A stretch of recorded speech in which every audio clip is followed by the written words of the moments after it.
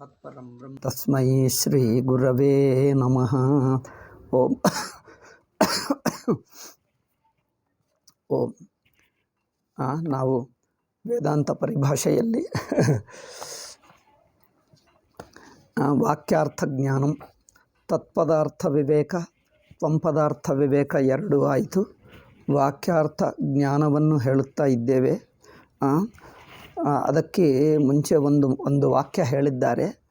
ನಿರ್ವಿಶೇಷವು ಏವಂ ತ್ವಂಪದಾರ್ಥ ವಿವೇಕ ಪ್ರಕಾರ ಪ್ರದರ್ಶಿತ.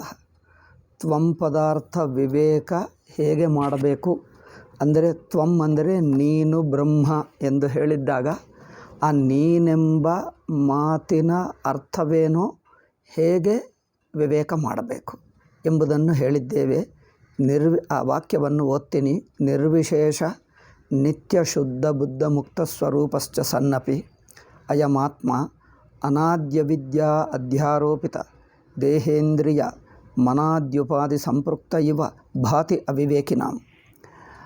ಆತ್ಮ ಸ್ವಯಂ ನಿತ್ಯ ಶುದ್ಧ ಬುದ್ಧವೇ ಆಗಿದ್ದರೂ ಅಜ್ಞಾನಿಗಳಿಗೆ ಹಾಗಲ್ಲ ಅನಿಸುತ್ತದೆ. ಈ ತಿಳ್ಕೊಂಡುವುದರಿಂದಲೇ, ಇಷ್ಟು ಮಾತಿನಿಂದಲೇ ಒಂದು ಲಾಭ ಇದೆ. ಅಂದರೆ ನಿಜವಾಗಿ ನಾವು ಸಂಸಾರ ಬಂಧ ರಹಿತರೇ. ಈಗಲೂ ನಾವು ರಹಿತರೇ. ನಾವು, ನೀವು ಎಲ್ಲರೂ. ಯಾರಿಗೆ ಸಂಸಾರ ಬಂಧ ನಿಜವಾಗಿಲ್ಲ, ಇಲ್ಲವೇ ಇಲ್ಲ. ನಿಜವಾಗಿ ಅಂದರೆ ಇಲ್ಲ ಎಂದರ್ಥ. ನಿಜವಾಗಿಲ್ಲ ಅಂದರೆ ಇನ್ನೇನು, ತಪ್ಪಾಗಿದೆಯಾ? ತಪ್ಪಾಗಿಲ್ಲ ಅಂದರೆ, ತಪ್ಪಾಗಿದೆ ಅಂದರೆ ಇಲ್ಲ ಎಂದೇ ಅರ್ಥವಲ್ಲವೇ? ಆದ್ದರಿಂದ ಸಂಸಾರ ಬಂಧನವು ಯಾರಿಗೂ ಇಲ್ಲ. ಅಂದರೆ ಜೀವಭಾವವೇ ಸಂಸಾರ ಬಂಧ. ಜೀವಭಾವವು ಯಾರಿಗೂ ಇಲ್ಲ, ಬಟ್ ಅನಿಸುತ್ತದೆ ಅಷ್ಟೇ. ಅನಿಸುತ್ತದೆ ಅಂದರೆ ಆ ಅನಿಸುವುದು ಯಾವಾಗ? ಅನಿಸುವ ದೃಷ್ಟಿಗೆ ಅನಿಸುತ್ತದೆ, ಇರುವ ದೃಷ್ಟಿಗೆ ಇರುವುದಿಲ್ಲ. ಈ ವ್ಯತ್ಯಾಸ ನೋಡಿ. ಅನಿಸುವ ದೃಷ್ಟಿ ಬೇರು, ಇರುವುದು ಬೇರು. ಅನಿಸುವ ದೃಷ್ಟಿಗೆ ಅನಿಸುತ್ತದೆ, ಇರುವ ಸ್ವರೂಪಕ್ಕೆ ಇಲ್ಲ. ಅಂದರೆ ಇದು ಹೇಗೆ ಗೊತ್ತು? ಕೇವಲ ಅನಿಸುತ್ತದೆ, ನಿಜವಾಗಿಲ್ಲ ಎಂಬುದು ಹೇಗೆ ಗೊತ್ತುತ್ತದೆ ನೋಡು. ಎಚ್ಚರದಲ್ಲಿ ವ್ಯಕ್ತಿತ್ವ ಅನಿಸುತ್ತದೆ, ಕನಸಿನಲ್ಲಿ ಅನಿಸುತ್ತದೆ, ಸುಷುಪ್ತಿಯಲ್ಲಿ ಇಲ್ಲ. ಸುಷುಪ್ತಿಯಲ್ಲಿ ಯಾವ ಅನಿಸಿಕೆ ಇಲ್ಲದ ಸ್ವರೂಪ. ಅನಿಸಿಕೆ ಎಚ್ಚರ ಕನಸುಗಳು, ಸುಷುಪ್ತಿ ಸ್ವರೂಪ. ಅನಿಸಿಕೆಗೆ ಜೀವತ್ವ ಇದೆ. ಅನಿಸಿಕೆ ಬಿಟ್ಟು ಇದ್ದಾಗ ತಾನು ತನ್ನ ಸ್ವರೂಪಕ್ಕಿಲ್ಲ. ಅನಿಸಿಕೆ ಇಲ್ಲದೇ ಇರುವ ತನ್ನ ಸ್ವರೂಪಕ್ಕೆ ಜೀವಭಾವವಿಲ್ಲ. ಅದು ಹೇಳ್ತಾ ಇದ್ದಾರೆ. ಅವಿವೇಕಿಗೆ ಅನಿಸುತ್ತದೆ ಅಂದರೆ, ಇದು ತಿಳ್ಕೊಂಡ್ರೆ ಜನರು ಬೇಜಾರು ಮಾಡ್ಕೊಳ್ಳಿ. ಬೇಜಾರಲ್ಲಪ್ಪ, ಇದರಿಂದ ಸಂತೋಷ ಪಟ್ಕೊಳ್ಳಬೇಕು. ಅಂದರೆ ಏಕೆ? ಇದು ನಿಜವಾಗಿಲ್ಲ, ನನಗೆ ತಪ್ಪು ಅನಿಸುತ್ತದೆ ಅಂದರೆ ಒಳ್ಳೆಯದಾಯ್ತಪ್ಪ. ನಿಜ. ಅಲ್ಲಿ ನೋಡಿ, ಉದಾಹರಣೆ ಹೇಳ್ತೀನಿ. ಹಗ್ಗವನ್ನು ಹಾವಾಗಿ ತಿಳ್ಕೊಂಡರೆ, ಹಾವು ಎಂದು ಹೆದರ್ಕೊಂಡು ಅಳುತ್ತಾ ಇದ್ದರೆ, ಕಿರ್ಚುತ್ತಾ ಇದ್ದರೆ, ಒಬ್ಬನು ಬಂದು ಹೇಳಿದ್ರೆ, ಅಯ್ಯೋ ಇದು ಹಾವ ಅಲ್ಲಪ್ಪ, ಅದು ಹಾವಲ್ಲ, ನಿನಗೆ ತಪ್ಪು ಅನಿಸುತ್ತಾ ಇದೆ, ತಪ್ಪು ತಿಳುವಳಿಕೆ ನಿಮಗೆ ಹಾಗೆ ಅನಿಸುತ್ತಾ ಇದೆ, ನಿಜವಾಗಿ ಅದು ಹಾವಲ್ಲ ಹಗ್ಗ. ಹಾವಲ್ಲ ಹಗ್ಗ ಎಂದು ಕೇಳಿದರೆ ಮನಸ್ಸುಗೆ ಆನಂದವಾಗ್ತದೋ ಅಲ್ವಾ? ಅಯ್ಯೋ ನಿಜವಾಗಲ್ಲವಾ, ನನಗೆ ತಪ್ಪಾಗಿ ಅನಿಸುತ್ತಾ ಇದೆಯಾ? ಹೌದು ಅಂದರೆ ಅಮ್ಮಯ್ಯ, ಅಷ್ಟನಿಂದಲೇ ಸ್ವಲ್ಪ ಪರಿಹಾರವಾಯಿತಲ್ಲ. ನಿಜವಾಗಿ ಹಾವಿದ್ದರೆ ಏನು ಮಾಡಬೇಕು? ಓಡಿ ಹೋಗಬೇಕಾಗ್ತದೆ. ಇದು ನಿಜವಾಗಿ ಅಲ್ಲ, ಸುಮ್ಮನೆ ತಪ್ಪು ತಿಳುವಳಿಕೆ ಅಂದರೆ ಅಷ್ಟರಿಂದಲೇ ಮನಸ್ಸಿಗೆ ಸ್ವಲ್ಪ ಆರಾಮಾಗ್ತದೆ. ನಾನು ಜೀವ, ನಾನು ಕರ್ತಭೋಕ್ತ, ಸುಖಿ ದುಃಖಿ ಎಂದು ಅನಿಸಿಕೆ.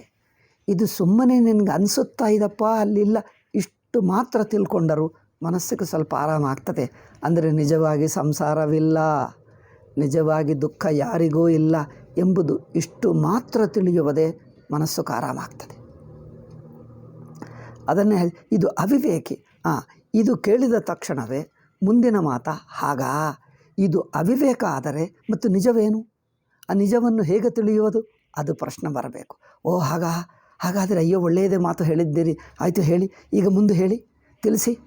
ಅದು ಹೇಗೆ ತಪ್ಪು ಎಂದು, ಅದು ಅನಿಸಿಕೆ ಮಾತ್ರ, ನಿಜವಲ್ಲ ಎಂದು ಹೇಗೆ ತೋರಿಸ್ಕೊಡಿ. ಅಂದರೆ ಅನ್ವಯ ವ್ಯತಿರೇಕೇನ ತದಪನಯನಾರ್ಥಂ ತ್ವಂ ಪದಾರ್ಥ ವಿವೇಕ ಕರ್ತವ್ಯ. ಅನ್ವಯ ವ್ಯತಿರೇಕ ಮಾಡಬೇಕು. ನಿಮಗೆ ಅನಿಸುವುದು ಅರಿವಿನಲ್ಲೇ ಅನಿಸುತ್ತಾ ಇದೆ. ನಾನು ಜೀವ, ನಾನು ಕರ್ತಭೋಕ್ತ, ನಾನು ಒಬ್ಬ ವ್ಯಕ್ತಿ ಅನ್ನುವುದು ಅರಿವಿನಲ್ಲಿ ಗೊತ್ತಾಗ್ತಾ ಇದೆ.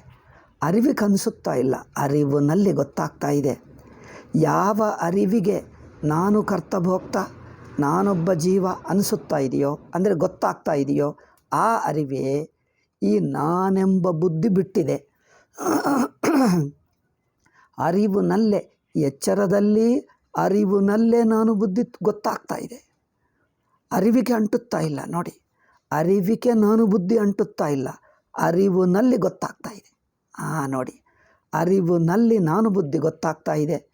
ಆ ಗೊತ್ತಾಗುವ ನಾನು ಬುದ್ಧಿಯು ಬಿಟ್ಟು ಅರಿವಿದೆ. ತನಿನಿದ್ದೆಯಲ್ಲಿ, ಸುಷುಪ್ತಿಯಲ್ಲಿ ಅರಿವು ಮಾತ್ರ ಇದೆ, ಈ ಅನಿಸಿಕೆ ಇಲ್ಲ. ಅನಿಸಿಕೆ ಇರುವಾಗಲೂ ಅರಿವಿದೆ, ಆ ಅರಿವು ಅನಿಸಿಕೆ ಬಿಟ್ಟಿದೆ. ಎರಡು ತಿಳ್ಕೊಳ್ಳಬೇಕು. ಅನಿಸಿಕೆ ಅರಿವಿಗೆ ಗೊತ್ತಾಗ್ತಾ ಇದೆ, ಅರಿವಿನಲ್ಲೇ ಗೊತ್ತಾಗ್ತಾ ಇದೆ, ಅರಿವಿಗೆ ಅಂಟುತ್ತಾ ಇಲ್ಲ. ಅರಿವಿನಲ್ಲಿ ಗೊತ್ತಾಗ್ತಾ ಇದೆ. ಏಕೆ? ಅನಿಸಿಕೆ ಅರಿವಿನಲ್ಲಿ ಗೊತ್ತಾಗ್ತಾ ಇದೆ. ಆದರೆ ಆ ಅರಿವು ಅನಿಸಿಕೆ ಇಲ್ಲದೂ ಸ್ವತಂತ್ರವಾಗಿದೆ. ಅರಿವಿಕೆ ಇಲ್ಲದೆ, ಸುಷುಪ್ತಿಯಲ್ಲಿ ಅರಿವಿಕೆ ಇಲ್ಲ. ಸುಷುಪ್ತಿಯಲ್ಲಿರುವ ಅರಿವು, ಎಚ್ಚರದ ಅರಿವು ಎರಡು ಅರಿವುಗಳಲ್ಲ, ಅರಿವಿನ ಎರಡು ಅವಸ್ಥೆಗಳಲ್ಲ. ನೋಡಿ, ಸುಷುಪ್ತಿ ಎಚ್ಚರ ಎಂಬುದು ಎರಡು ಅರಿವುಗಳು ಬಿಡಿ ಅಲ್ಲ, ಒಂದೇ ಅರಿವಿನ ಎರಡು ಅವಸ್ಥೆಗಳು ಅಲ್ಲ. ಎರಡು ತಿಳ್ಕೊಂಡು, ಎರಡು ಅರಿವುಗಳಲ್ಲ, ಒಂದೇ ಅರಿವಿನ ಎರಡು ಅವಸ್ಥೆಗಳು ಅಲ್ಲ. ಮತ್ತೆ ಏನು? ಅದೇ ಅದು ಅಲ್ಲವೇ? ಅರಿವುಗಳು ಬಿಡಿ ಅಲ್ಲ. ಯಾವ ಅರಿವಿನಲ್ಲಿ ಎಚ್ಚರ ವ್ಯಕ್ತಿತ್ವ ತೋರ್ತಾ ಇದೆಯೋ ಅದೇ ಅರಿವು ಎಚ್ಚರ ವ್ಯಕ್ತಿತ್ವವಿಲ್ಲದೆ, ಅನಿಸಿಕೆ ಇಲ್ಲದೆ ತಾನಿದೆ. ಅಂದರೆ ಅನಿಸಿಕೆ ಏನಿಲ್ಲದೆ, ಅನಿಸಿಕೆ ಬಿಟ್ಟು ಅನಿಸಿಕೆಯ ಸಂಬಂಧವಿಲ್ಲದೇ ಇದೆ. ಸುಮ್ಮನೆ ಅರಿವಿದೆ, ಅರಿವಿಗೂ ಪ್ರತ್ಯಯವಿಲ್ಲ. ಸುಮ್ಮನೆ ಅರಿವಿಗೆ ಯಾವ ಪ್ರತ್ಯಯವೂ ಇಲ್ಲ. ಸುಷುಪ್ತಿ ಅಂದರೆ ಅರ್ಥವೇನು? ಅರಿವು ಮಾತ್ರ ಇದ್ದುಕೊಂಡು ಯಾವ ಅನಿಸಿಕೆ, ಯಾವ ವೃತ್ತಿ ಇಲ್ಲ. ವೃತ್ತಿ ಇಲ್ಲದ ಅರಿವನ್ನು ಸುಷುಪ್ತಿ ಹೇಳ್ತೀವಿ ಅಷ್ಟೇ. ವೃತ್ತಿ ಇಲ್ಲ. ವೃತ್ತಿ ಅಂದರೆ ನನಗೆ ಏನೂ ಅನಿಸುತ್ತಾ ಇಲ್ಲ, ಇದ್ದೇನೆ. ಅನಿಸುತ್ತಾ ಇಲ್ಲ, ಅರಿವು ಮಾತ್ರ ಇದೆ. ಅದು ವ್ಯತ್ಯಾಸ ನೋಡಿ. ಏನೂ ಅನಿಸುತ್ತಾ ಇಲ್ಲ ತನಗೆ, ಅರಿವು ಮಾತ್ರ ಇದೆ. ನಾನು ಹಾಗೆ ಹೀಗೆ ಅಷ್ಟು ಇಷ್ಟು ಆ ಅನಿಸಿಕೆ ಯಾವುದೂ ಇಲ್ಲ, ಅರಿವು ಮಾತ್ರ ಇದೆ. ಅದು ಯಾವಾಗ? ಈಗಲೂ ಇದೆ. ಎಚ್ಚರದಲ್ಲಿಯೂ ಅದೇ ಅರಿವು. ಈ ಅರಿವು ಬೇರೆ, ಆ ಅರಿವು ಬೇರೆ ಅಂತ ತಿಳ್ಕೊಳ್ಳಬೇಡಿ. ಎಚ್ಚರದಲ್ಲಿ ಯಾವ ಅರಿವಿನಲ್ಲಿ ಎಚ್ಚರ ವ್ಯಕ್ತಿತ್ವ, ಆ ವ್ಯಕ್ತಿತ್ವವೇ ಅವಸ್ಥೆ ಅಲ್ಲವೇ? ಎಚ್ಚರದಲ್ಲಿ ನಾನು ಬುದ್ಧಿ ಎಚ್ಚರಾವಸ್ಥೆ. ಆ ನಾನು ಬುದ್ಧಿ ಎಚ್ಚರಾವಸ್ಥೆ ಒಟ್ಟು ಅರಿವಿನಲ್ಲಿ ತೋರ್ತದೆ. ಅಂದರೆ ಅರಿವಿಗೂ ಅಂಟುಕೊಳ್ಳದೆ. ಕನ್ನಡಿಯಲ್ಲಿ ಒಂದು ಪ್ರತಿಬಿಂಬ ತೋರ್ತಾ ಇದ್ದರೆ ಕನ್ನಡಿಗೆ ಮುಟ್ಟಲ್ಲ, ಅಂಟಲ್ಲ. ಆ ಪ್ರತಿಬಿಂಬ ಕನ್ನಡಿಯಲ್ಲಿ ತೋರ್ತದೆ, ಕನ್ನಡಿಗೆ ಅಂಟುಕೊಂಡಿಲ್ಲ.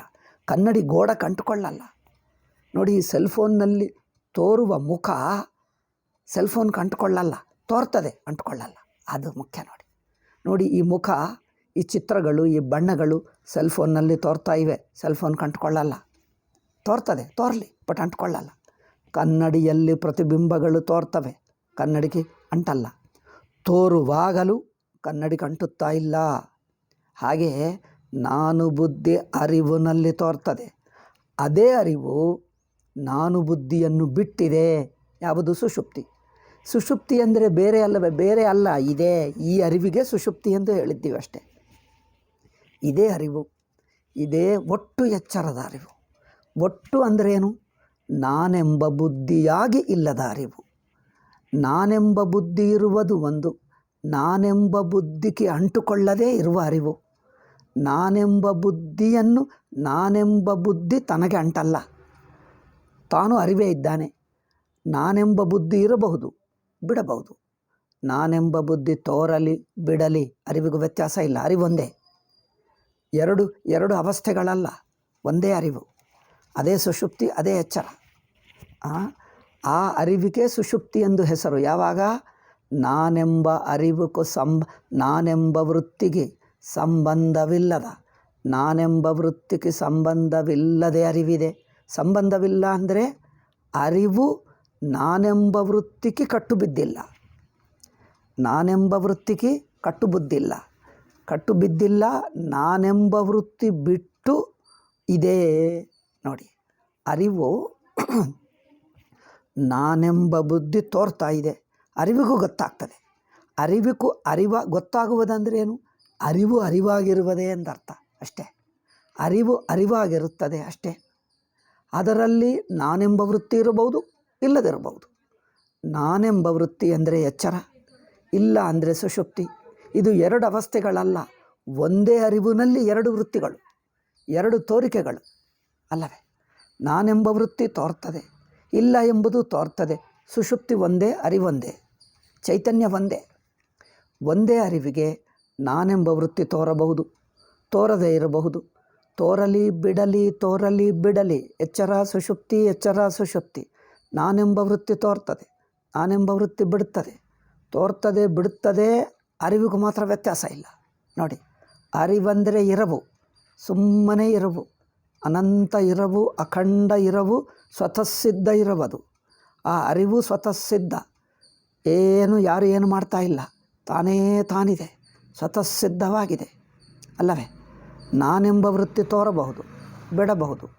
ತೋರಿದರೆ ಅರಿವಿನಲ್ಲೇ ಗೊತ್ತಾಗ್ತದೆ, ಬಿಟ್ಟರೆ ಅರಿವೇ ಇರುತ್ತದೆ. ಎರಡೂ ಅರಿವಿಗೂ ಗೊತ್ತಾಗ್ತದೆ. ಅಂದರೆ ಅರಿವು ಅರಿವಾಗೇ ಇರುತ್ತದೆ. ತೋರಿದರೂ ಅರಿವೇ, ತೋರದಿದ್ದರೂ ಅರಿವೇ. ಅರಿವಿಕೆ ಇರಬಹುದು, ಬಿಡಬಹುದು, ವ್ಯತ್ಯಾಸ ಇಲ್ಲ. ನಾನೆಂಬ ವೃತ್ತಿ, ಎಚ್ಚರ ವೃತ್ತಿ ತೋರಬಹುದು, ಬಿಡಬಹುದು. ತೋರಿದರೆ ತೋರಲಿ, ಬಿಡಲಿ.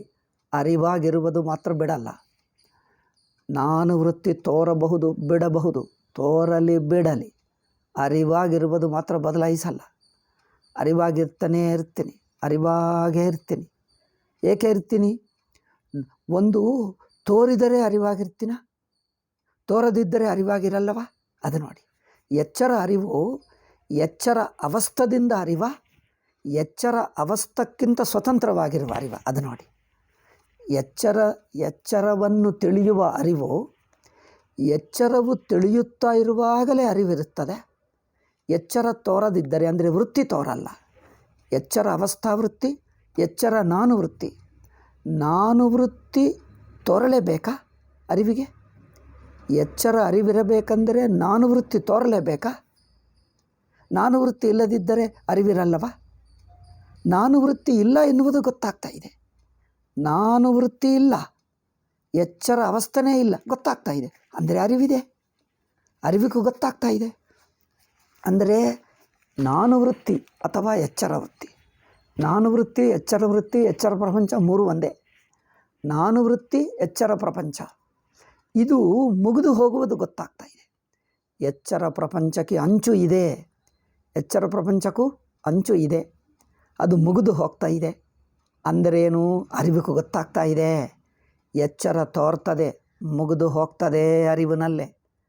ಎಚ್ಚರ ಅರಿವು ಹಾಗೇ ಇರುತ್ತದೆ. ಎಚ್ಚರ ಅರಿವು ಎಚ್ಚರ ಅವಸ್ಥೆಯಲ್ಲಿಲ್ಲ. ಇದು ಮುಖ್ಯ ನೆನಪಿಟ್ಕೊಂಡೆ. ಗಮನಿಸಿ, ನೆನಪಲ್ಲ, ಗಮನಿಸಿ. ಎಚ್ಚರ ಅರಿವು ಎಚ್ಚರದಲ್ಲಿ ಅನುಭವವಾಗುತ್ತಿರುವ ಅರಿವು ಎಚ್ಚರ ಅವಸ್ಥೆ ಒಳಗೆ ಇಲ್ಲ.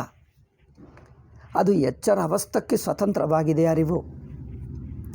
ಎಚ್ಚರ ಅವಸ್ಥೆ ಒಳಗೆ ಇಲ್ಲ ಅಂದರೆ ಅರ್ಥವೇನು? ವೃತ್ತಿ ಒಳಗೆ ಇಲ್ಲ, ವೃತ್ತಿಗೆ ಅಂಟುಕೊಂಡಿಲ್ಲ. ಅರಿವು ವೃತ್ತಿಗೆ, ಎಚ್ಚರ ನಾನು ವೃತ್ತಿಗೆ ಅಂಟುಕೊಂಡಿಲ್ಲ. ಅರಿವು ವೃತ್ತಿಗೆ ಸಿಕ್ಕಾಕ್ಕೊಂಡಿಲ್ಲ. ವೃತ್ತಿ ಒಳಗೆ ಇಲ್ಲ, ವೃತ್ತಿಗೆ ಸಿಕ್ಕಾಕ್ಕೊಂಡಿಲ್ಲ, ವೃತ್ತಿ ಸಂಬಂಧ ಇಲ್ಲ. ಏಕೆ? ಅರಿವಿನಲ್ಲಿ ವೃತ್ತಿ ತೋರ್ತದೆ, ನೀರಿನಲ್ಲಿ ಅಲೆ ತೋರ್ತದೆ. ಅಲೆಯಲ್ಲಿ ನೀರು ಸಿಕ್ಕಾಕ್ಕೊಂಡಿಲ್ಲ ನೋಡಿ. ನೀರು ಸ್ವತಂತ್ರವಾಗಿದೆ. ಅಲೆ ತೋರುತ್ತಾ ಇದ್ದರೂ ನೀರು ಸ್ವತಂತ್ರ ಅಲ್ಲವೇ? ಅಲೆ ತೋರ್ತಾ ಇದ್ದರೂ ನೀರು ಸ್ವತಂತ್ರ, ಅಲೆಗೆ ಸಿಕ್ಕಾಕ್ಕೊಂಡಿಲ್ಲ. ಅಲೆನೇ ನೀರನ್ನು ಆಶ್ರಯಿಸಿಕೊಂಡಿದೆ, ಅಲೆನೇ ನೀರಿನಲ್ಲಿದೆ. ಹಾಗೆ ನೀರು ಹೇಗಿದೆಯೋ ಅರಿವು ಹಾಗಿದೆ. ಅರಿವಿನಲ್ಲೇ ನಾನು ಬುದ್ಧಿ ಇದೆ, ಅರಿವಿನಲ್ಲೇ ದೇಶಕಾಲ ಇದೆ, ಅರಿವಿನಲ್ಲೇ ಸಂಬಂಧ ಇದೆ. ನಾನು, ನೀನು, ಅಹಂ, ಇದಂ, ನಾನು, ಇದು ಎಂಬುದು ಈ ವೃತ್ತಿಗಳೆಲ್ಲ ಅರಿವಿನಲ್ಲೇ ತೋರ್ತಾ ಇವೆ. ಅರಿವಿಗೂ ಅಂಟಲ್ಲ. ಅದರಿಂದ ಅರಿವು ಸ್ವತಂತ್ರ. ಅರಿವು ಸ್ವತಂತ್ರ. ಎಚ್ಚರದ ಅರಿವು ಹೇಳ್ತೀವಿ. ಅಂದರೆ ಎಚ್ಚರದ ಅರಿವು ಅಂದರೆ ಎಚ್ಚರ ಒಳಗೆ ಸಿಕ್ಕಾಕ್ಕೊಂಡಿರುವ ಅರಿವಲ್ಲ, ಒಟ್ಟು ಎಚ್ಚರವನ್ನು ನೋಡುವ ಅರಿವು, ಒಟ್ಟು ಎಚ್ಚರವನ್ನು ತಿಳಿಯುವ ಅರಿವು. ಒಟ್ಟು ಎಚ್ಚರ ಅಂದರೆ ಅರ್ಥವೇನು? ಎಚ್ಚರದ ಅಂಚುಗಳು ನೋಡಿತು ಎಂದರ್ಥ. ಒಟ್ಟು ಅಂದ್ರೇನು? ಎಷ್ಟಿದೆಯೋ ಅಷ್ಟು. ಆದ್ಯಂತ, ಎಚ್ಚರದ ಆದ್ಯಂತ ಅಂದರೆ ಅರ್ಥವೇನು? ಅದರ ಅಂಚು ನೋಡ್ತದೆ ಅಂದ್ರೇನು? ಅದು ಹೋಗುವುದು ಗೊತ್ತಾಗ್ತದೆ, ಅದು ಮುಗಿಯುವುದು ಗೊತ್ತಾಗ್ತದೆ. ನಾನು ಬುದ್ಧಿ ಮುಗಿಯುವುದು ಗೊತ್ತಾಗ್ತದೆ. ನಾನು ಬುದ್ಧಿ ಯಾವ ಅರಿವಿಗೂ ಗೊತ್ತಾಗ್ತದೆ, ಆ ಅರಿವಿಗೆ ನಾನು ಬುದ್ಧಿ ಬಿಟ್ಟು ಹೋಗಿದ್ದು ಗೊತ್ತಾಗ್ತದೆ. ಅಂದರೆ ಅರಿವಿಗೆ ನಾನು ಬುದ್ಧಿ ಅಂಟ್ಕೊಳ್ತಾ ಇಲ್ಲ, ಅರಿವಿಗೆ ಎಚ್ಚರ ಪ್ರಪಂಚ ಅಂಟ್ಕೊಳ್ತಾ ಇಲ್ಲ. ನೋಡಿ, ಅರಿವಿನಲ್ಲಿ ತೋರ್ತದೆ, ಅರಿವಿಗೆ ಅಂಟಲ್ಲ. ಅದು ನೋಡಿ ವ್ಯತ್ಯಾಸ. ಅರಿವು ನಲ್ಲಿ, ನೀರು ನಲ್ಲಿ ಅಲೆ, ನೀರು ಕಂಟುತ್ತಾ ಇಲ್ಲ. ಕನ್ನಡಿಯಲ್ಲಿ ಪ್ರತಿಬಿಂಬ, ಕನ್ನಡಿ ಕಂಟ್ತಾ ಇಲ್ಲ. ಕನ್ನಡಿ ಒಳಗೆ ಇದ್ದಂತೆ ತೋರಿದ್ದರೂ ಒಳಗೆ ಇಲ್ಲ, ಹೊರಗೆ ಇಲ್ಲ. ಪ್ರತಿಬಿಂಬ ಕನ್ನಡಿ ಕಂಟುವುದೇ ಇಲ್ಲ, ಸುಮ್ಮನೆ ತೋರ್ತದೆ. ಎಲ್ಲಿ ತೋರ್ತದೋ ಮುಟ್ಟಿ ನೋಡಿ, ಅಲ್ಲಿಲ್ಲ. ಕನ್ನಡಿ ಒಳಗೆ ಏನಾದರೂ ತೋರ್ತದೆ, ಅದು ಮುಟ್ಟಿ ನೋಡಿ ಅಲ್ಲಿಲ್ಲ, ಸುಮ್ಮನೆ ತೋರ್ತದೆ, ಅಲ್ಲೇನಿಲ್ಲ. ಅಹಂ ವೃತ್ತಿ, ನಾನೆಂಬ ವೃತ್ತಿ, ಪ್ರಪಂಚ ವೃತ್ತಿ, ಎಚ್ಚರ ಅರಿವಿನಲ್ಲೇ. ಆ ಅರಿವು ಸ್ವತಂತ್ರ. ನೋಡಿ, ಎಚ್ಚರ ಅರಿವು ಸ್ವತಂತ್ರವಾಗಿದೆ. ಬಿಟ್ಟು ಹೋಗುವುದು ಎಷ್ಟು? ವೃತ್ತೇ ಬಿಟ್ಟು ಹೋಗ್ತದೆ. ಅಲೆ ಬಿಟ್ಟು ಹೋಗ್ತದೆ ಅಂದರೆ ಏನು? ಅಲೆ ಎಷ್ಟು ಜಾಗದಲ್ಲಿದೆಯೋ ನೋಡಿ. ಅಲೆ ಬಿಟ್ಟು ಹೋಗ್ತದೆ ಅಂದರೆ ಏನು? ಅಲೆ ಎಂಬ ಆಕಾರ ಬಿಟ್ಟು ಹೋಗ್ತದೆ. ಅಲೆಯಾಗಿ ತೋರುವ ನೀರಿರುತ್ತದೆ ನೋಡಿ. ಅಲೆಯಾಗಿ ತೋರುವ, ಅಲೆ ಯಾವ ಜಾಗದಲ್ಲಿದೆಯೋ ಆ ಜಾಗ ನೀರೇ.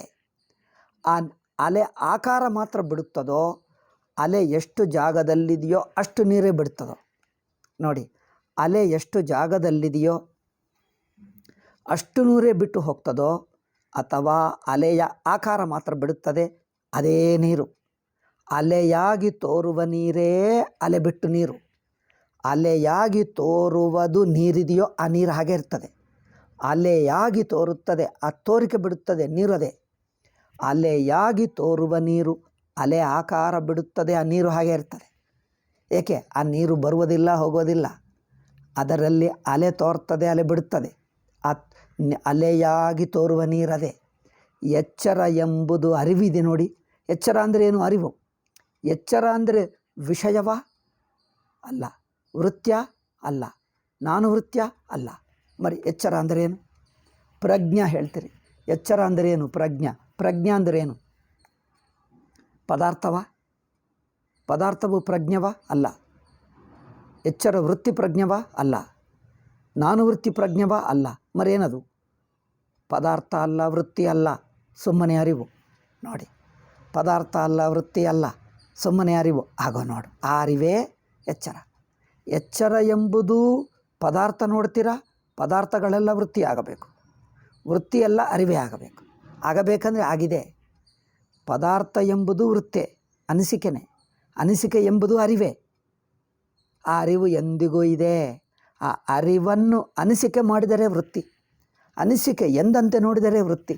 ನಿಜವಾಗಿ ಆ ಅನಿಸಿಕೆ ಏನೂ ಇಲ್ಲ, ಆ ವೃತ್ತಿ ಎಂಬುದು ಏನಿಲ್ಲ, ಅದು ಅರಿವೇ. ಅರಿವೇ ಅರಿವೇ ಅರಿವೇ. ಆದ್ದರಿಂದ ಅರಿವೇ ಇದೆ. ಆ ಅರಿವೇ ವೃತ್ತಿಗೆ ಸಿಕ್ಕಾಕ್ಕೊಳ್ಳದೇ ಇರುವಂಥ ಅರಿವೇ, ಅದೇ ಸುಷುಪ್ತಿ ಅಲ್ಲವೇ?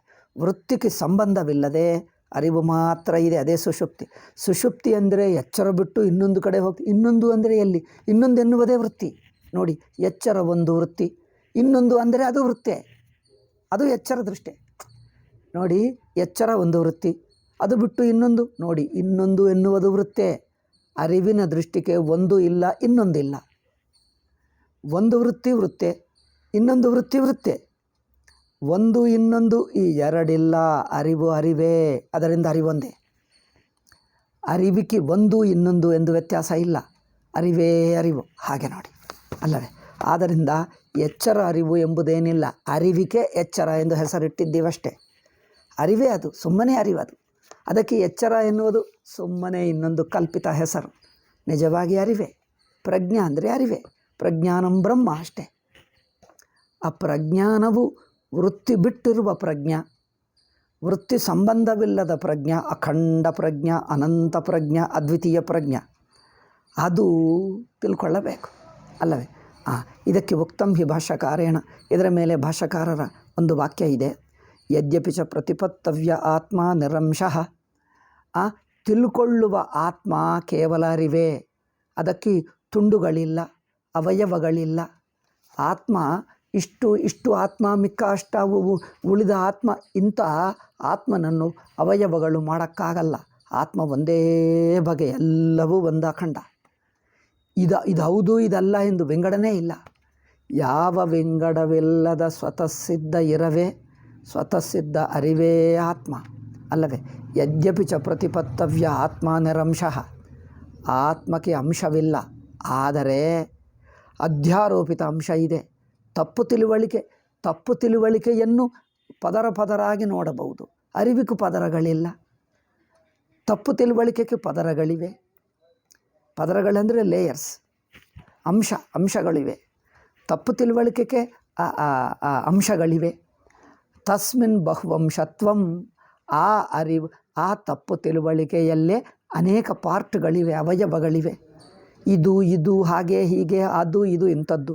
ಬಹುವಂಶತ್ವಂ ದೇಹೇಂದ್ರಿಯ ಮನೋಬುದ್ಧಿ ವಿಷಯ ವೇದನಾದಿ ಲಕ್ಷಣಂ. ದೇಹ, ಇಂದ್ರಿಯ, ಮನೋಬುದ್ಧಿ, ವಿಷಯ ಇವೆಲ್ಲ ಅಂದರೆ ದೇಹ ಅಧ್ಯಾಸ, ಇಂದ್ರಿಯಾಧ್ಯಾಸ, ಮನಸ್ಸಧ್ಯಾಸ, ಬುದ್ಧಿ ಅಧ್ಯಾಸ ಇದೆಲ್ಲ ಅಲ್ಲವೇ? ತತ್ರ ಏಕೇನೈವ ಅವಧಾನೇನ ಏಕಮಂಶಮಪೋಹತಿ. ಅಂದರೆ ಒಂದು, ನಾವು ಶಾಸ್ತ್ರ ಉಪದೇಶ ಮಾಡ್ತಾ ಇರುವಾಗ ಏನು ಮಾಡ್ತದೆ? ನಿಮ್ಮ ಅರಿವಿನ ಕಡೆಗೆ ದೃಷ್ಟಿ ತಿರುಗಿಸ್ತದೆ. ವೃತ್ತಿಗೆ ಒಂದು ಸಾಮರ್ಥ್ಯ ಇದೆ. ವೃತ್ತಿ ವಿಷಯ ಕಡೆ ನೋಡ್ತದೆ ಅಥವಾ ವಿಷಯ ಬಿಟ್ಟು ಇರುತ್ತದೆ. ವೃತ್ತಿ ವಿಷಯ ಕಡೆ ನೋಡ್ತದೆ, ವೃತ್ತಿ ವಿಷಯ ಬಿಟ್ಟು ಇರುತ್ತದೆ. ಅಂದರೆ ವಿಷಯವನ್ನು ವಿಷಯೀಕರಿಸುವುದು ಬಿಟ್ಟು ಸುಮ್ಮನೆ ಇರ್ತದೆ ಅಲ್ಲವೇ? ಅಂದರೆ ಅದು ವಿಷಯವನ್ನು ಕಡೆ ವಿಷಯೀಕರಿಸಿದ್ದರೆ ಅವಸ್ಥೆ ಅಥವಾ ಪ್ರಪಂಚ ತೋರ್ತದೆ. ವಿಷಯ ಕಡೆ ಬಿಟ್ಟಿದ್ದರೆ ಆತ್ಮದಲ್ಲಿ ಮುಳುಗಿ ಹೋಗ್ತದೆ, ಆತ್ಮನೇ ಆಗಿಬಿಡ್ತದೆ. ಹಾಗೆ ವೃತ್ತಿ ವಿಷಯ ನಾನೆಂಬ ಬುದ್ಧಿ ಜ್ಞೇಯವನ್ನು ಬಿಟ್ಟರೆ, ಜ್ಞೇಯ ಸಂಬಂಧ ಬಿಟ್ಟರೆ ನಾನಂದರೇನು? ಜ್ಞೇಯವನ್ನು ತಿಳಿಯುತ್ತಾ ಇದ್ದೇನೆ. ಆ ಜ್ಞೇಯ ಸಂಬಂಧ ಬಿಟ್ಟರೆ ನಾನು ಬಿಡುತ್ತದೆ. ಇದೇ ಅಂತರ್ಮುಖತ ಅಂದರೇನು? ಆತ್ಮ ಕಡೆಗೆ ತಿರುಗು ಅಂದರೆ ಅರ್ಥವೇನು? ಇದು ಎಂಬ ಬುದ್ಧಿ ಬಿಡುವುದು, ಸಾಕ್ಷಿ ಕಡೆ ತಿರುಗುವುದು, ಎರಡಕ್ಕೆ ಒಂದೇ ಅರ್ಥ.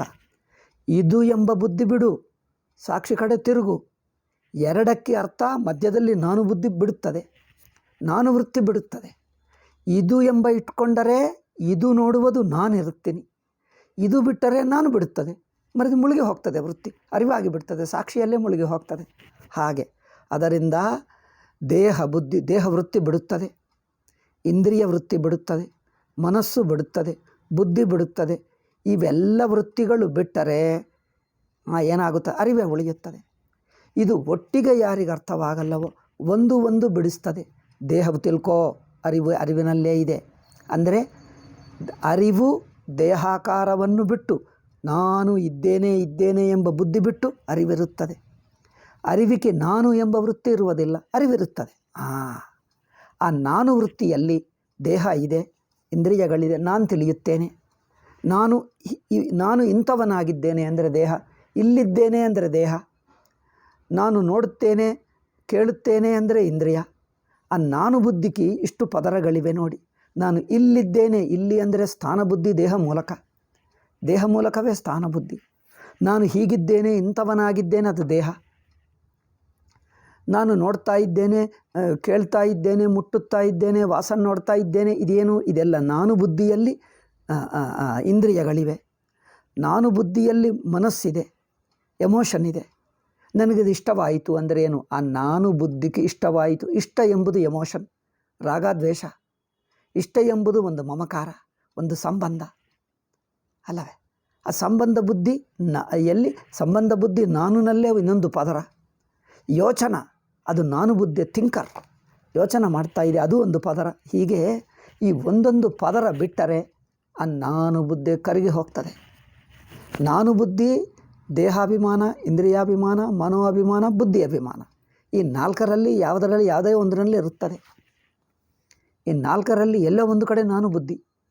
ಈ ನಾನು ಬುದ್ಧಿಯಲ್ಲಿ ದೇಹ ಬಿಟ್ಟರೆ ದೇಹದ ಗುಣಗಳು, ಕ್ರಿಯೆಗಳು, ಇಂದ್ರಿಯದ ಗುಣಗಳು, ನೋಡುವವನಲ್ಲ ಕೇಳುವವನಲ್ಲ, ಅರಿವು ಮಾತ್ರ. ಮನಸ್ಸು ಎಮೋಷನ್ ಇಲ್ಲ, ಅರಿವೆ. ಯೋಚನೆ ಇಲ್ಲ, ಅರಿವೆ. ಹೀಗೆ ಒಂದೊಂದು ಬಿಟ್ಟರೆ ನಾನು ಬುದ್ಧೇಕರಿಗೆ ಸಾಕ್ಷಿ ಮಾತ್ರ ಇರುತ್ತದೆ. ಏಕೇನ ಅವಧಾನೇನ ಏಕಮಂಶಂ ಅಪೋಹತಿ. ಒಂದು ಅವಧಾನ ಅಂದ್ರೇನು? ಅಟೆನ್ಷನ್ ಅಂದ್ರೇನು? ಏಕಾಗ್ರತದಿಂದ ಸಾವಧಾನವಾಗಿ ವೇದಾಂತ ಕೇಳುವುದು. ಗುರುಮುಖದಿಂದ ಕೇಳುತ್ತಾ ಇರುವಾಗ ಒಂದೊಂದು ಅಟೆನ್ಷನ್ ಅಂದರೆ ಹಾಗೇ ಕೇಳ್ತಾ ಇದ್ದರೆ ಆ ಕೇಳಿರುವ ಒಂದು ಮಾತಿನಿಂದ ದೇಹಾಭಿಮಾನ ಬಿಡುತ್ತದೆ, ಇನ್ನೊಂದು ಮಾತಿನಿಂದ ಇಂದ್ರಿಯ ಅಭಿಮಾನ ಬಿಡುತ್ತದೆ, ಮನಸ್ಸಿನ ವೃತ್ತಿ ಬಿಡುತ್ತದೆ, ಬುದ್ಧಿವೃತ್ತಿ ಬಿಡುತ್ತದೆ, ನಾನೆಂಬ ವೃತ್ತಿ ಇರುವುದಿಲ್ಲ, ಅರಿವೆ ಆಗಿಬಿಡ್ತದೆ. ಈ ಎಲ್ಲ ಬಿಟ್ಟರೆ ಆ ನಾನು ವೃತ್ತಿ ಉಳಿಯುವುದಿಲ್ಲ, ಅದು ಅರಿವೆ ಆಗಿಬಿಡ್ತದೆ, ಸಾಕ್ಷಿ ಆಗಿಬಿಡ್ತದೆ. ಈ ಎರವು ಮಾತ್ರ ಆಗುತ್ತದೆ. ಅಂದರೆ ನೀನು ಇದು ಎಂಬ ಸಂಬಂಧವಿಲ್ಲದ ಅರಿವು ಮಾತ್ರ. ಇದು ಎಂಬ ಸಂಬಂಧವಿಲ್ಲದ ಅರಿವು ಮಾತ್ರ. ಆ ಅರಿವಿನಲ್ಲಿ ಮುಳುಗಿ ಹೋದರೆ ಇನ್ನೇನಾಗ್ತದೆ? ಇದು ಅಪರೇಶ ಅಂದರೆ ಒಂದೊಂದು ಮಾತು ಕೇಳುವಾಗ ಈ ಒಂದೊಂದು ಅನಾತ್ಮ ಬುದ್ಧಿ ಬಿಡುತ್ತದೆ. ಅದರಿಂದ ಸ್ವಲ್ಪ ನಿಧಾನವಾಗಿ ಅರ್ಥ ಮಾಡಿಕೊಳ್ಳಬಹುದು, ಒಂದು ನಿಧಾನವಾಗಿ. ಆದರೆ ಅರಿವು ಮಾತ್ರ ಒಂದೇ. ಅಂದರೆ ಅಧ್ಯಾರೋಪಿತ ಅಂಶ ಒಂದೊಂದು ಪದರ ಒಂದೊಂದು ಬಿಡಿಸ್ತೀವಿ, ಅರಿವು ಮಾತ್ರ ಒಂದೇ. ಅರಿವಿನಲ್ಲಿ ಹೆಚ್ಚು ಕಮ್ಮಿ ಒಳ್ಳೆ ಇನ್ನೊಂದು ಅವಯವಗಳಿಲ್ಲ, ಸಾಕ್ಷಿಕ ಅವಯವಗಳಿಲ್ಲ. ಅಧ್ಯಾರೋಪಿತ ನಾನು ಬುದ್ಧಿಗೆ ಪದರಗಳಿವೆ, ನಾನುಕಿ ಪದರಗಳಿವೆ, ಅರಿವಿಕಿಲ್ಲ. ಒಂದು ಬಿಟ್ಟರೆ ಅರಿವೆ. ಈಗ ಅರಿವಿನಲ್ಲಿ ಇನ್ನೊಂದು ಇಲ್ಲ, ಒಂದೇ ಒಂದು. ಏತದೇವ ಶ್ರುತಾರ್ಥಸ್ಯ ಮನನಂ ನಾಮ. ಹೀಗೆ ತಿಳ್ಕೊಳ್ಳುವ, ಹೀಗೆ ಕೇಳಿದ್ದನ್ನೇ ಶ್ರವಣ ಹೇಳ್ತೀವಿ. ಈ ಶ್ರವಣವನ್ನೇ ಮನನ ಮಾಡ್ತೀವಿ ಅಲ್ಲವೇ? ಯಾರಿಗೆ ಕೇಳಿದ ನಂತರ ಅದನ್ನೇ ಮತ್ತೆ ತಾನು ಕುಳಿತುಕೊಂಡು ಮತ್ತೆ ಯೋಚನೆ ಮಾಡಿದ್ದರೆ ಇದೇ ಈ ಪದರಗಳನ್ನು ನಾನು ಬುದ್ಧಿಯನ್ನು ಬಿಟ್ಟು ಅರಿವಾಗಿ ನೋಡುವುದು. ಈ ನೋಡುವುದು ಮನನ. ಯಾರಿಗೆ ಶ್ರವಣದಿಂದ ಜ್ಞಾನವಾಗುತ್ತದೋ ಇನ್ನು ಮನನ ಬೇಕಾಗಿಲ್ಲ. ಯಾರಿಗಿನ್ನು ಸ್ಪಷ್ಟತೆ ಬಂದಿಲ್ಲವೋ ಮನನ ಮಾಡ್ತಾನೆ. ಅಂದರೆ ದೇಹ, ಇಂದ್ರಿಯ, ಮನಸ್ಸು ವೃತ್ತಿ ಬಿಟ್ಟು ಅರಿವು ಮಾತ್ರ ಇರುವುದು. ವೃತ್ತಿ ಬಿಟ್ಟು ಅವಸ್ಥಾ ಬಿಟ್ಟು ಅರಿವು ಮಾತ್ರವಾಗಿರುವುದು. ಈಗ ಆ ಅರಿವಿಗೆ ಅವಸ್ಥೆನೇ ಅಲ್ಲ, ಸ್ವತಃ ಸಿದ್ಧ ಅಖಂಡ ದ್ವಿತೀಯ. ಹಾಗೆ ತತ್ರ ಯೇಷಾಂ ಏವಂ ಮನನೇನಾಪಿ ನ ತ್ವಂ ಪದಾರ್ಥ ಶುದ್ಧಿರ್ಭವೇತ್. ಮನನ ಮಾಡಿದ್ದರೂ ಶ್ರವಣದಿಂದ ತ್ವಂ ಪದಾರ್ಥ, ಅದಾಗದಿದ್ದರೆ ಮನನದಿಂದರೂ ತಾನು ಅರಿವು ಎನ್ನುವುದು ಸ್ಪಷ್ಟವಾಗದಿದ್ದರೆ ನಿಧಿಧ್ಯಾಸನಮುಪದಿಶ್ಯತೆ. ಅಂದರೇನು? ಆ ತಿಳುವಳಿಕೆಯಲ್ಲೇ ನಿಂತು ಬಿಡುವುದು, ಇಂಕಷ್ಟೇ. ಇಂಕ ಬೇರೆ ಯಾವ ವೃತ್ತಿ ಬರುವುದೇ ಇಲ್ಲ. ವೃತ್ತಿಗಳೆಲ್ಲ ಅರಿವಿನಲ್ಲೇ ಮುಳುಗುತ್ತವೆ. ಹೀಗೆ ಯಸ್ಯ ಶ್ರವಣ ಮಾತ್ರೇಣ ಬ್ರಹ್ಮಾವಗತಿರ್ ನ ಜಾಯತೆ ತಸ್ಯ ಮನನಾಪೇಕ್ಷ. ಶ್ರವಣದಿಂದ ಆಗಲ್ಲವೋ ಮನನದಿಂದ ಆಗಲ್ಲವೋ ನಿಧಿಧ್ಯಾಸನ. ಮನನೇನಾಪಿ ಅನವಗತ ಬ್ರಹ್ಮಾತ್ಮ ಭಾವಸ್ಯ ನಿಧಿಧ್ಯಾಸನಂ. ಹೀಗೆ ಇತ್ಯಧಿಕಾರಿ ಭೇದೇನ. ಆ ಅಧಿಕಾರಿ, ಆ ಸಾಧಕನು ಎಷ್ಟು ಸೂಕ್ಷ್ಮವಾಗಿದ್ದಾನೆ ಅದಕ್ಕೆ ಅನುಗುಣವಾಗಿ ಯಾರಿಗೆ ಶ್ರವಣದಿಂದಲೇ ಅರ್ಥವಾಗ್ತದೋ ಯೋತ್ತಮ ಅಧಿಕಾರಿ. ಶ್ರವಣ ಸಾಕಾಗಲ್ಲ, ಮನನ ಮಾಡ್ತಾನೆ. ಮನನವು ಸಾಕಾಗಲ್ಲ, ನಿಧಿಧ್ಯಾಸನ ಮಾಡ್ತಾನೆ. ಇತ್ಯಧಿಕಾರಿ ಭೇದೇನ ಇಮಾನಿ ವಿದ್ಯಾಸಾಧನಾನ್ಯುಪದಿಶ್ಯಂತೆ ಇತಿ ಬೋಧ್ಯಂ. ಅದರಿಂದ ತ್ವಂ ಪದಾರ್ಥವನ್ನು ವಿವೇಕಕ್ಕೋಸ್ಕರನೇ ಶ್ರವಣ ಮನನ ನಿಧಿಧ್ಯಾಸನ. ಆಯಿತಾ? ಇದನ್ನೇ ಭಾಷಾಕಾರರು ಹೇಳ್ತಾರೆ ನೋಡಿ. ನನು ಶ್ರುತ ಬ್ರಹ್ಮಣೋಪಿ ಯಥಾಪೂರ್ವಂ ಸಂಸಾರಿತ್ವ ದರ್ಶನಾತ್ ನ ರಜ್ಜಸ್ವರೂಪ ಕಥನವದ್ ಅರ್ಥವತ್ವಮಿತ್ಯುಕ್ತಂ. ಇವನು ಹೇಳ್ತಾರೆ, ಶ್ರವಣ ಮಾಡಿದ್ದರೂ ತಾನು ಸಾಕ್ಷಿ, ತಾನು ಅಹಂ ಪ್ರತ್ಯಯವಿಲ್ಲ, ನಾನೆಂಬ ವೃತ್ತಿ ಇಲ್ಲದ ಅರಿವು ಮಾತ್ರ ಎನ್ನುವುದು ಅನುಭವಕ್ಕೆ ಬರ್ತಾ ಇಲ್ಲ. ಅದರಿಂದ ಶ್ರವಣ ಮಾತ್ರದಿಂದ ಜ್ಞಾನವಾಗಲ್ಲ ಹೇಳ್ತಾನೆ. ಅಲ್ಲಪ್ಪ, ನಿನಗೆ ಆಗದಿದ್ದರೆ ಮನನ ಮಾಡು, ಆಗದಿದ್ದರೆ ನಿಧಿಧ್ಯಾಸನ ಮಾಡು. ಬಟ್ ಕೆಲವರಿದ್ದಾರೆ ಸುಮ್ಮನೆ ಕೇಳಿದ್ದರೆ ಅರ್ಥವಾಗ್ತದೆ. ಅರಿವು ಎಂದು ಕೇಳಿದ್ದರೆ ನಾನು ವೃತ್ತಿ ಹೋಯಿತು, ನಾನು ವೃತ್ತಿ ಬಿಟ್ಟು ಸಾಕ್ಷಿಯಾಗಿ ನಿಂತಿದ್ದಾನೆ, ಇನ್ನೇನು. ಅತ್ರ ಉಚ್ಯತೆ. ನೋಡಪ್ಪ, ನಾ ಅವಗತ ಬ್ರಹ್ಮಾತ್ಮ ಶ್ರವಣ ಮಾಡಿದ್ದರೆ ನೀವು ಶ್ರವಣದಲ್ಲಿ ಆ ಅರಿವಿನ ಕಡೆಗೆ ದೃಷ್ಟಿ ಇಡಬೇಕು. ಅರಿವಿನ ಕಡೆಗೆ ದೃಷ್ಟಿ ಇರುವುದಂದರೆ ಯಾರು? ಆ ನಾನು ಬುದ್ಧಿ ಇದಂ ಬುದ್ಧಿಯನ್ನು, ಇದು ಎಂಬ ಬುದ್ಧಿಯನ್ನು ಬಿಟ್ಟರೆ ದೇಹ ಬುದ್ಧಿ ಬಿಡುತ್ತದೆ. ಇಂದ್ರಿಯ ಬುದ್ಧಿ ಬಿಡುತ್ತದೆ, ಮನೋಬುದ್ಧಿ ಬಿಡುತ್ತದೆ, ಬುದ್ಧಿ ಬಿಡುತ್ತದೆ. ಈಗ ನಾನೇ ಉಳಿಯುವುದಿಲ್ಲ. ಈ 4 ಬಿಟ್ಟರೆ ನಾನು ಬುದ್ಧಿಯಲ್ಲಿರುವುದು. ನಾನು ಇದು ಅನ್ನು ತಿಳ್ಕೊಳ್ಳುವುದಕ್ಕೆ ನಾನಿರುತ್ತದೆ. ಇದು ಬಿಟ್ಟರೆ ನಾನು ಬುದ್ಧಿ ಬಿಡುತ್ತದೆ. ಯಾಕೆ ನಾನೆಂಬುದು ಇಲ್ಲವೇ ಇಲ್ಲ. ನಾನು ಇದು ಎಂಬುದು ಒಂದೇ, ವಿಂಗಡ ಮಾಡಿ ನೋಡ್ತಾ ಇದ್ದೀವಿ ಅಷ್ಟೇ. ಆದ್ದರಿಂದ ಯಾರು ಆ ಕಡೆಗೆ, ಆ ಸಾಕ್ಷಿ ಕಡೆ, ಅರಿವಿನ ಕಡೆ ದೃಷ್ಟಿ ಇಟ್ಟು ನೋಡ್ತಾರೋ ನೋಡಿ, ಅಂದರೆ ಈ ಶ್ರವಣವನ್ನೇ ಅನುಭವದಲ್ಲಿ ನಿಲ್ಲಿಸುವ ಹಾಗೆ ಶ್ರವಣ ಕೇಳ್ತಾರೋ, ಅನುಭವದಲ್ಲಿ ನಿಲ್ಲಿಸುವ ಹಾಗೆಯೇ ಶ್ರವಣ ಮಾಡ್ತಾರೋ ಅವರಿಗೆ ಅರ್ಥವಾಗ್ತದೆ. ಅದರಿಂದ ಅವನೇ ಹೇಳ್ತಾರೆ, ಶ್ರವಣ ಮಾಡಿದ್ದರೂ ಸಂಸಾರ ಇದೆ ಎಂದು. ಶ್ರವಣ ಮಾಡಿರುವುದಲ್ಲ, ಶ್ರವಣದಿಂದ ಅರ್ಥ ಮಾಡಿಕೊಂಡರೆ ಸಂಸಾರವಿಲ್ಲ. ಆ ಸಾಕ್ಷಿ ನಾನೆಂದರೆ ಸಂಸಾರ ಅಂದರೆ ಏನು, ನಾನು ಬುದ್ಧಿ ಇಲ್ಲ. ಸಂಸಾರ ಅಂದರೆ ಏನು, ನಾನು ಬುದ್ಧಿ, ನಾನೆಂಬ ವೃತ್ತಿ ಇಲ್ಲ. ಶ್ರವಣ ಮಾಡಿದ್ದರೆ ಅಲ್ಲ, ಶ್ರವಣದಿಂದ ಅರ್ಥ ಮಾಡಿಕೊಳ್ಳಬೇಕು. ಯಾರಿಗೆ ಅರ್ಥವಾಗ್ತದೋ ಅವರಿಗೆ ನಾನು ಬುದ್ಧಿ ಇಲ್ಲ, ಸಾಕ್ಷಿ ಮಾತ್ರ ಇರುತ್ತಾನೆ ಅಂದರೆ ಸಂಸಾರವಿಲ್ಲ, ಅವಸ್ಥೆ ಇಲ್ಲ, ಅವಸ್ಥೆಗಳೇ ಇಲ್ಲ, ಯಾವ ಅವಸ್ಥೆ ಇಲ್ಲ, ತನಗೆ ಬರುವುದಿಲ್ಲ ಹೋಗೋದಿಲ್ಲ, ತಾನೇ ತಾನು. ಹೀಗೆ ಸಂಸಾರಿತ್ವಂ ಶಕ್ಯಂದರ್ಶ. ಹಾಗೆ ತಾನು ಅರಿವು ಸಾಕ್ಷಿ ಎಂದು ತಿಳ್ಕೊಂಡವನಿಗೆ, ಆ ತಿಳ್ಕೊಂಡವಂದರೆ ಆ ಅನುಭವವೇ ತಿಳ್ಕೊಂಡವನಿಗೆ ಸಂಸಾರವು ತೋರಿಸೋಕ್ಕಾಗಲ್ಲ, ಅಂದರೆ ನಾನು ಬುದ್ಧಿಯನ್ನು ತೋರಿಸೋಕ್ಕಾಗಲ್ಲ. ಆ ಸಾಕ್ಷಿ ಎಂದು ನಾನು ಬುದ್ಧಿಯನ್ನು ಬಿಟ್ಟು ಅರಿವೆಂದು ತಿಳ್ಕೊಂಡವನಿಗೆ, ಅರಿವಾಗಿ ನಿಂತಿರುವವನಿಗೆ ಮತ್ತೆ ನಾನು ಬುದ್ಧಿ ತೋರಿಸೋಕ್ಕಾಗಲ್ಲ. ವೇದ ಪ್ರಮಾಣ ಜನಿತ ಬ್ರಹ್ಮಾತ್ಮ ಭಾವ ವಿರೋಧಾತ್. ಏಕೆಂದರೆ ಆ ಜ್ಞಾನದಿಂದ ನಾನು ಬುದ್ಧಿ ಬಿಟ್ಟೇ ಹೋಗ್ತದೆ. ನಾನು ಬುದ್ಧಿ ಅರಿವಿಗೆ ಸಾಕ್ಷಿಗಿಲ್ಲ.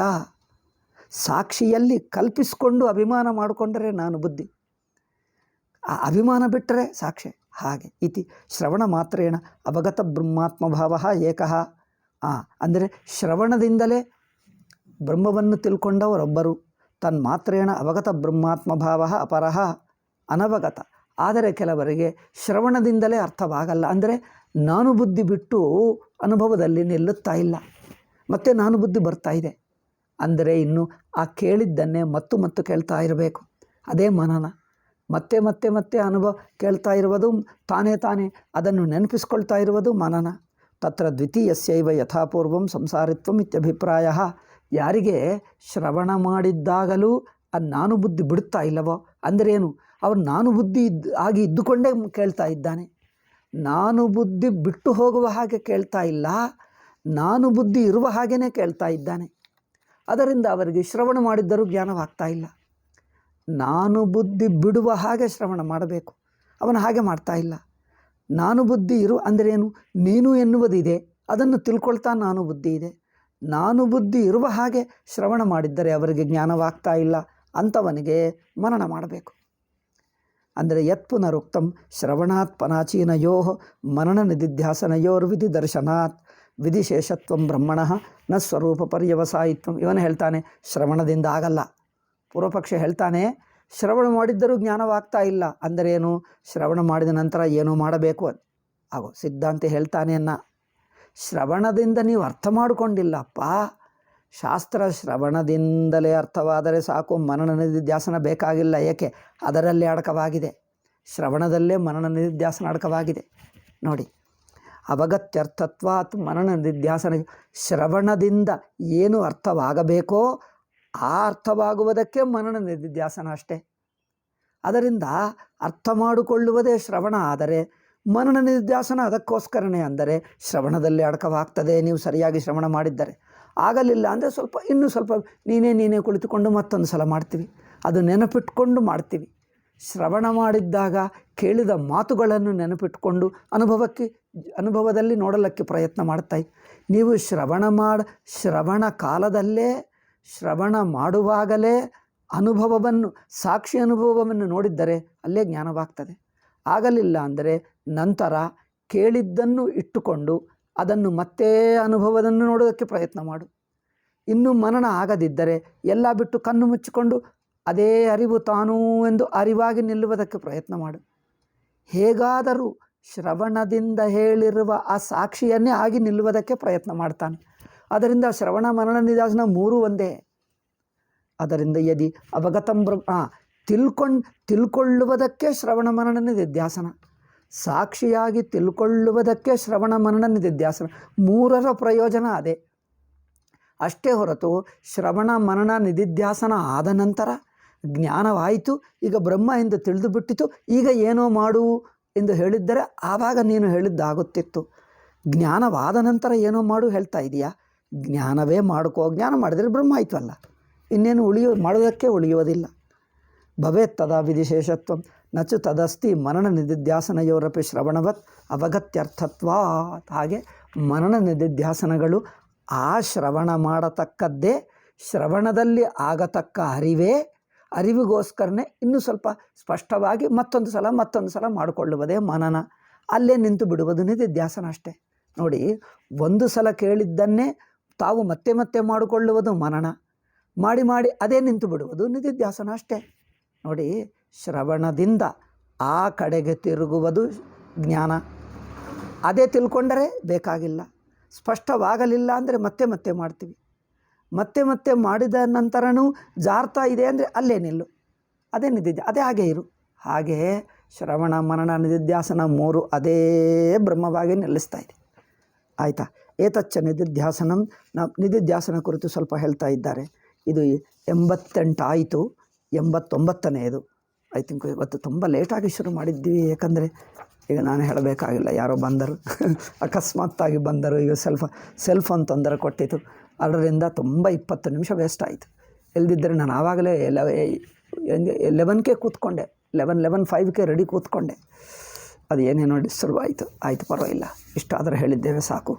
ಓಂ ಶಾಂತಿ ಶಾಂತಿ ಶಾಂತಿ. ಹರಿ ಓಂ ಶ್ರೀ ಗುರುಭ್ಯೋ ನಮಃ. ಹರಿ ಓಂ ತತ್ಸತ್. ನಿನ್ನೆನೂ ಕರೆಂಟ್ ಇರಲಿಲ್ಲ, ಹೋಲ್ ದಿವಸ ಕರೆಂಟ್ ಇರಲಿಲ್ಲ, ಸೆಲ್ ಫೋನ್ಗಳು ಚಾರ್ಜ್ ಇರಲಿಲ್ಲ, ಇದೆಲ್ಲ ಕತ್ತಲೆ. ಮೊನ್ನೆ ಏನು ಡ್ರಿಲ್ಲಿಂಗ್ ನಡೆಯುತ್ತಿತ್ತು, ಪ್ರತಿ ದಿವಸ ಮಾಡಬೇಕು ಅಂದ್ಕೊಳ್ತೀನಿ, ಏನೋ ಡಿಸ್ಟರ್ಬೆನ್ಸ್. ನಿನ್ನ ಡ್ರಿಲ್ಲಿಂಗ್ ಈ ಪಕ್ಕ ಅಂದರೆ ನನ್ನ ರೂಮ್ ಪಕ್ಕನೇ ಕಿವಿಯಲ್ಲೇ ಕೇಳಿಸ್ತಾ ಇತ್ತು. ನಾನು ರೂಮ್ನಲ್ಲೇ ಇರೋಕ್ಕಾಗಲ್ಲ, ಹೊರಗೆ ಹೋಗಬೇಕಾಯಿತು.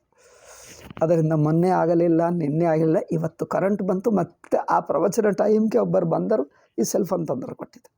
ನಾಳೆ ಏನಿಲ್ಲದಿದ್ದರೆ ಮತ್ತೆ 11ಕ್ಕೆ, 11 ಒಂದು 5 ನಿಮಿಷ ಹಿಂದೆ ಮುಂದೆ 11ಕ್ಕೆ ಮಾಡೋಣ, ಆಯಿತಾ? ಓಂ ಶಾಂತಿ ಶಾಂತಿ ಶಾಂತಿ. ನಾಳೆ ಇವತ್ತು ಶುಕ್ರವಾರನ? ಅಯ್ಯೋ, ಇವತ್ತು ಶುಕ್ರವಾರ ಆದರೆ ನಾಳೆ ಮನುಸ್ಮೃತಿ, ಅಷ್ಟು ಬೇಗ ಅಲ್ಲ, ಇವತ್ತು ಗುರುವಾರ, ಕರೆಕ್ಟ್. ನಾಳೆ ಶುಕ್ರವಾರ ಅಲ್ಲವೇ? ಸೊ ನಾಳೆ ಹೇಳೋಣ. ಇದು ವೇದಾಂತ ಪರಿಭಾಷಣೆ. ಮೂಲ ವಿದ್ಯಾ ನಿರಾಸನೂ ಇದೆ, ಶುರು ಮಾಡತಕ್ಕದ್ದು. ಅದು ಮಾಡ್ತೀನಿ, ಯಾವಾಗ ಆಗ್ತದೆ ನೋಡೋಣ. ಸ್ವಲ್ಪ ಅಡ್ಜಸ್ಟ್ ಆಗಿ ಸರಿ ಆಗುವತ್ತಿಗೆ ಏನೋ ವಿಘ್ನ ಬರುತ್ತದೆ. ಇದು ಪಾಠ ಹೇಳಬೇಕಂದ್ರೆ ಸ್ವಲ್ಪ ಮಿಗತ ಪರಿಸ್ಥಿತಿಗಳೆಲ್ಲ ಸ್ವಲ್ಪ ಡಿಸ್ಟರ್ಬ್ ಆಗದೇ ಇದ್ದರೆ ಮಾಡೋಕ್ಕಾಗ್ತದೆ. ಇಲ್ಲದಿದ್ದರೆ ಅದರಲ್ಲಿ ತೊಡಗಿಬಿಟ್ರೆ ಯಾವ ಪಾಠ ಆಗಲ್ಲ. ನಾನೊಬ್ಬನೇ ಎಲ್ಲ ಹೋರಾಡ್ತಾ ಮಾಡ್ಕೊಳ್ತಾ ಇರಬೇಕು. ಆಯಿತು.